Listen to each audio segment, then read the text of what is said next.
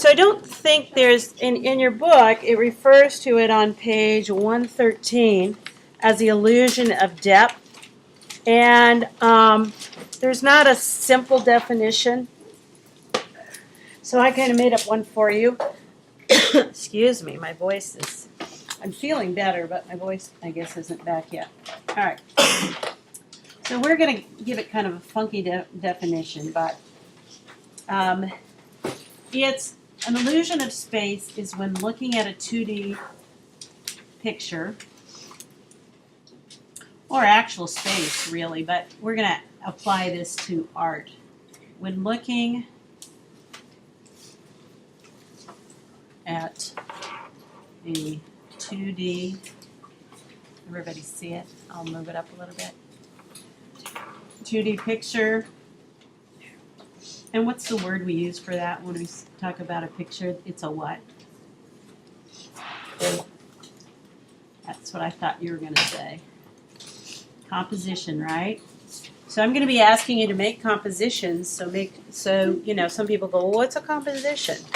Composition is when you put things together. So what you'll be putting together are images, which you might be made with lines, colors, shapes, forms. I hear some voices, and I'm not crazy. Does somebody got a question? Yeah. What's your question? Is it one that can wait? Oh, I don't have a question. Okay, you're wasting my time, everybody else's time, and people watching this video. You're wasting their time as well. So let's keep going. Okay, some objects.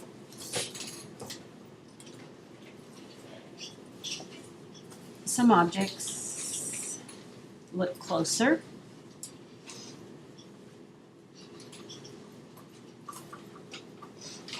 And some look farther away.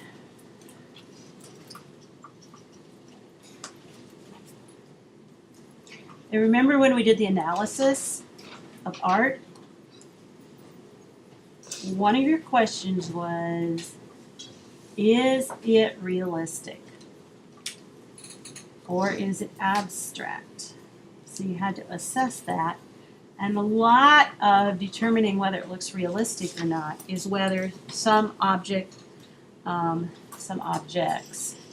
look closer and some look farther away. Okay? So let me give you, let's look at a few examples here. Here's a very, can you see these very well? I hope you can. Oh, good, they show up really well. All right, so this is by, anybody know that artist here? Yeah, very good. All right, now, is there an illusion of space or depth here? Does this look like a picture you could walk back into? You could actually walk into it. Yes, okay? And so, because why? It looks like there's some things closer and some things are further away. What would be the closest thing here that you see? Plow. The plow, okay? And what would be some of the things that are furthest away? Okay, these little trees in the background. And so there's a lot of different ways you can do that. Now let me show you another one. Totally different kind of painting. Here's one by Mondrian. It's got little holes punched in it. That's not real. Okay. Is there a sense of space here?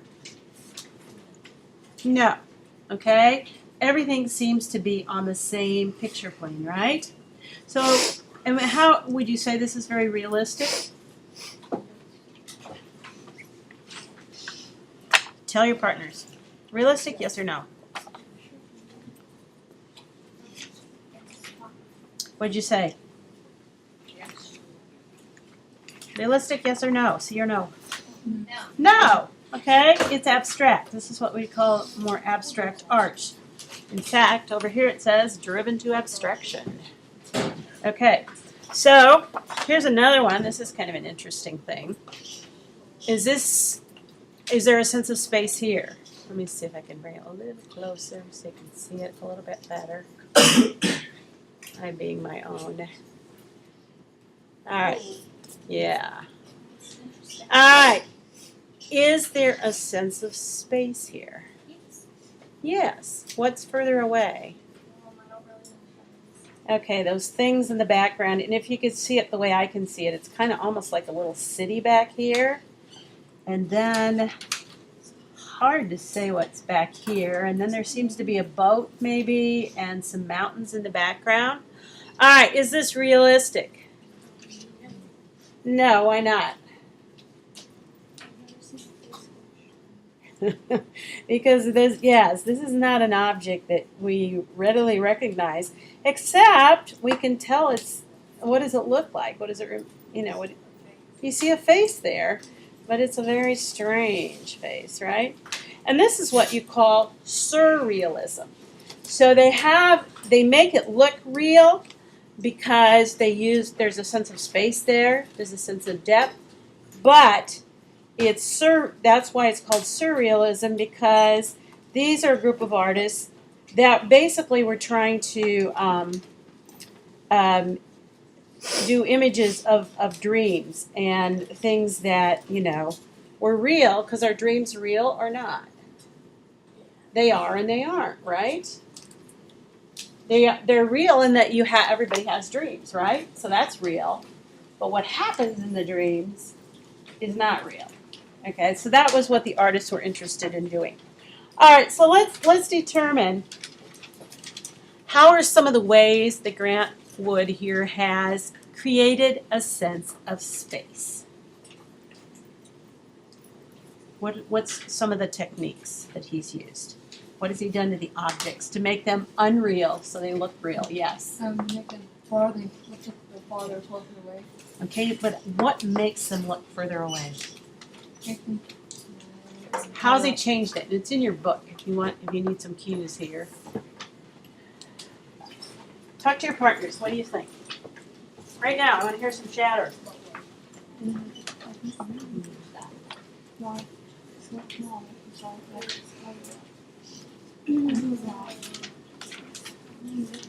Okay, Michael. Give me one way in which he's made things look further away. How has he changed the reality to make things look further away? He makes them smaller. He makes them smaller. Good. That's a biggie. Pardon? Yep. Let's start with one. Let's go. Michael came up with one. And he said size. Because we know, oh, you can't see, I'm sorry. We know that size makes a difference. So if you've got something this big versus something this big, whoops, this is going to appear to be closer. Okay? Now, what's closest to us here in the picture? Oops, let me show you the picture again. All right, what's closest?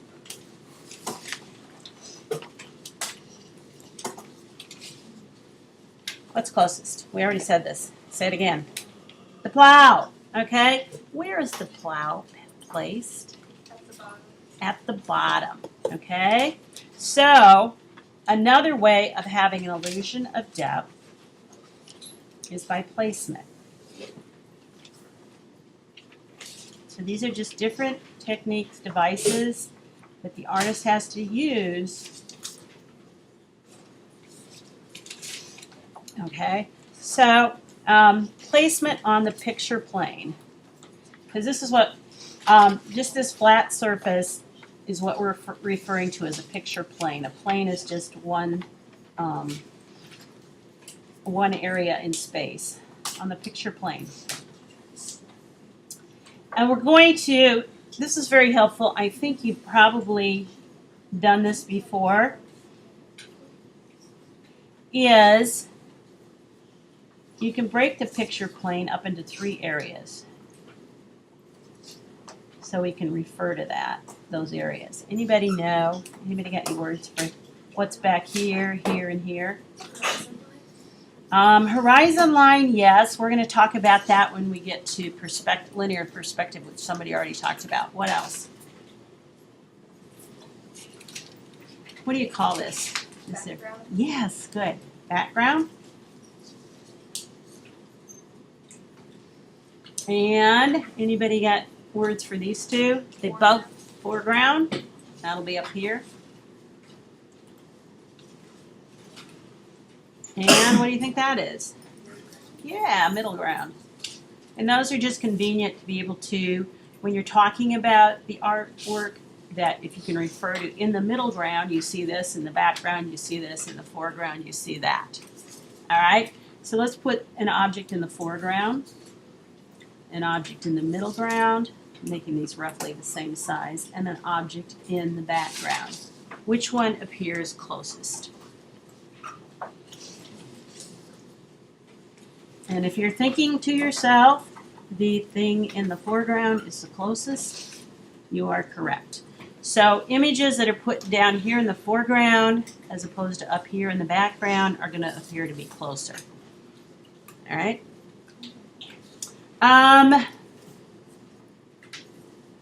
What's another, let's see. I'm trying to, let me look for another image here real quickly, because I don't like the, anybody ever heard of Leonardo da Vinci? All right, very famous. Okay, I'm trying to find an example. All right. This was one of the most exciting moments of my life this summer when I was in the Vatican. This is the School of Athens. Yeah, very good. How did you know that? Where have you learned that? Oh yeah, because of the Pythagorean theory and all that kind of thing going on. All right, math and art, they intersect. Okay, so when we look at, let's look at these characters right here. And I'm going to zoom up for just a minute if I can. Can I zoom? Yeah. All right, it's going to get a little blurry. Sorry about that. Oh no, let's use these guys. Here's perfect. This is a detail. This is actually the artist. He painted himself into the painting. Which one of these two people are in front? The one on, is it Raphael or the dude on the right? The dude on the right. And how do we know that? He's overlapping. Yes. Okay. No, this was an entire wall in the Vatican. It's the most amazing painting. So when you go to Rome, you must go see this. I thought I was going to die. All right, so, but I didn't. So that's another technique. Oops, now we got to zoom back out. All right, so another way of making something look closer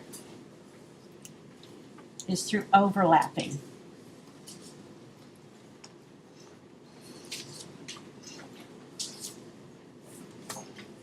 I'm going to label that one closer. So if you have a square here, and you have a square here, this is overlapping. Which one's closest? The one that overlaps the other one.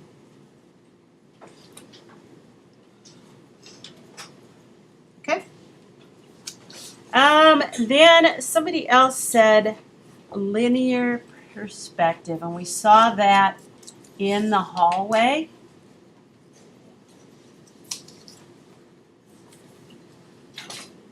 And if you take drawing class, you'll learn a lot about linear perspective. Because if you're trying to draw something that looks realistic, you need to learn how to you have to learn how to use the linear perspective. All right, and so linear perspective is what?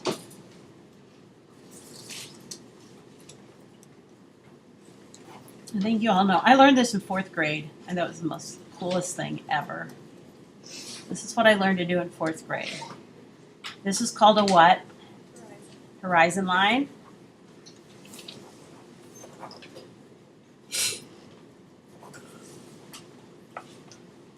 And if I put a little point here, what do we call that?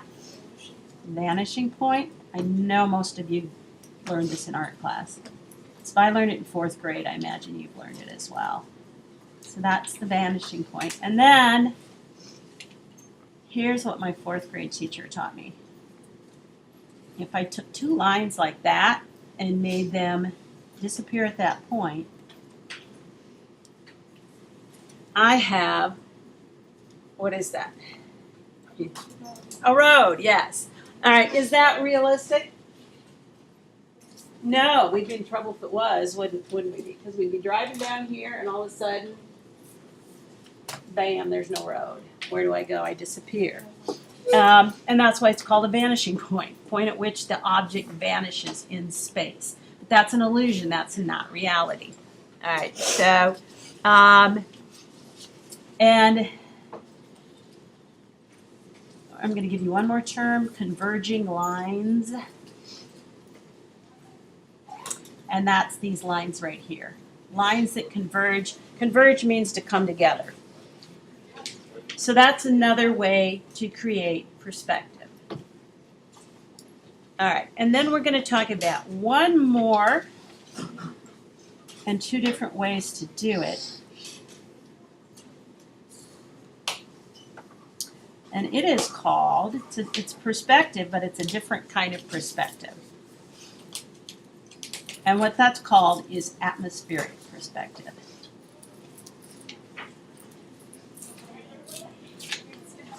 Somebody want to pull the doors shut back there? Thanks. All right, and here I'm going back a little bit. Here's a really good idea. You don't see exactly, sometimes there's multiple vanishing points in a picture, and that's called there's 2-point perspective, 3-point perspective. But notice the rows of hay here, and how the space here is bigger and it gets smaller as it goes back. Okay? So some other things, though, that artists use, and where was that example? I wanted to use this one. Right here is, we know that she's very close to us because of her size, right? And then back here, it's further away. Now, can you see, let me focus on the background. Zoom up a little bit here. No, zoom this way. Can you, is it clear enough for you to see the mountains? There's kind of like some rocky hills and stuff here. And then way back here, they're very, very fuzzy, right? Same thing if you look at the hay here. And once again, I don't know if I can, I'll try and focus it. There's just a certain amount of focusing you can do from a distance. What you can't see, that I can see, that if you were closer up, you could see this. I mean, here you see the detail of the furrows, etc. But here I can kind of see some little details of the hay, some little lines. Back here where it gets really, really tiny, I can't see anything. It's just a little blob. Okay? So as things go back, and I think an example, there's an example in your book. Why don't I just draw an example? Okay, there's a couple things that go on. So we're going to do there's 2 things related to atmospheric. There's 2 things happening. And zoom out. All right. So we're gonna there's 2 things that happen that make it look. Now, why is it called atmospheric perspective? What's in the air? The atmosphere. The atmosphere, what is this? All around me. Oxygen. Molecules. What's in, and what happens on a foggy day? What happens to the atmosphere? Can you see very well? No. Why? What's in the atmosphere? There's moisture, right? There's more water in the atmosphere than on a regular day. That's what we call humidity, right? We all talk about humidity. So the atmosphere can cloud your vision. So it will change the way things look because, and that's why we call it atmospheric perspective. So one of the things that happens is that the detail, as you go further back, what do you imagine might happen? Mm-hmm. Detail gets fuzzier. Gets less detailed. You can put it that way. Fuzzier may not make sense. Yeah, it's less detailed. So for example, if I've got a tree here, it's going to be bigger. Notice the placement. I can see all the little leaves here. And then further back here, I got another tree, smaller, and I don't see much detail at all. So I'm sticking a horizon line in there. Bless you. That was a cute little sneeze. All right. So that's one thing that contributes to atmospheric perspective. The other thing is when you have color.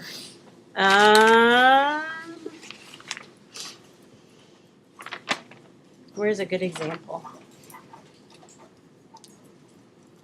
This one, a little bit. What happens, can you see back here, the very back? Remember when we talked about intensity? This looks kind of gray. I don't know if you can see it. Is it clear enough for you to see on the screen? Notice how this is greener here, and this is grayer back here.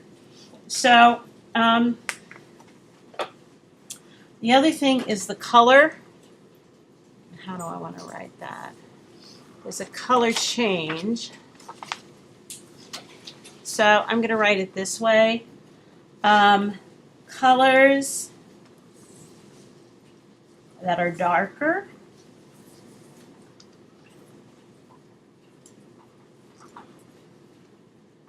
in value, so that you know what value is now, appear closer.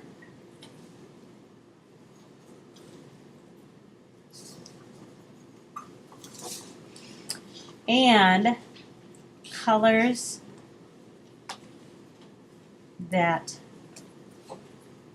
and then colors, and then sometimes there's exceptions to the rules based on what you're doing here, but colors that are brighter, so less intense, appear closer.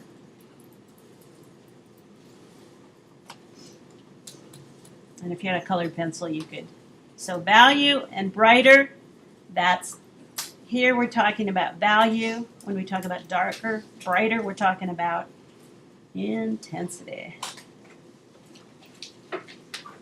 Okay, so that in a nutshell is how you create. This looks more realistic because the artist has used these things. Where we looked at, here's one too. It's fairly flat. Okay. There's some realism here. What do you recognize here?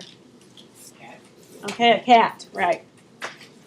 But the artist has abstracted a lot, so it doesn't look like is there a huge sense of space? Huge sense of space? Not really. The only thing that gives it a sense of space is overlapping.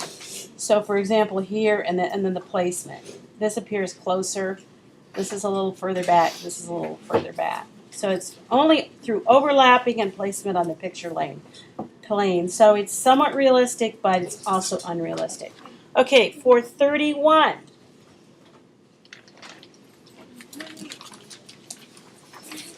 What? You need this some more? I'll put it back up after I'm done, okay? 31. What'd you say? I took more time today. She said you've been talking for 30 minutes. Okay. When does class start? Yeah, I have. You're right. But yesterday I talked way under, so I'm taking a little time today. This is one of the hardest concepts to teach. So, but thank you for reminding me. I appreciate that. Okay, 31 is going to be, but when you interrupt me, who's been interrupting me, so it slowed me down. Composition, that looks, okay, I'm changing it too. Okay, composition and that has an illusion of space. So that just means you're going to make a picture. You can use real objects. You could collage objects. So let's say you can't draw. You could cut out some people out of the magazine, and you could put a big person here and a smaller person here, a clearer person here and a fuzzier person here, etc. So the other thing some people have done is any photographers in here? That's a medium. If you like to take photographs, go outside and take a picture, and bam. And if you can print it out, you will have a picture that has the illusion of space, right? You'll take a picture, or you could take one in the hallway. You could have your friends do the modeling, okay? So the requirements for this one, I want you to use all of, what do I want to call it, the devices. All of the, what's the word I want to use? I don't know. All of the methods, okay? So when I look at your composition, it doesn't have to be realistic, but it has to look like you can walk into the picture. So I want to see a difference in size so that things that are closer are bigger. I want to see placement, so the bigger things are down here in the foreground. I want to see overlapping. I want to see converging lines. And I want to see atmospheric perspective.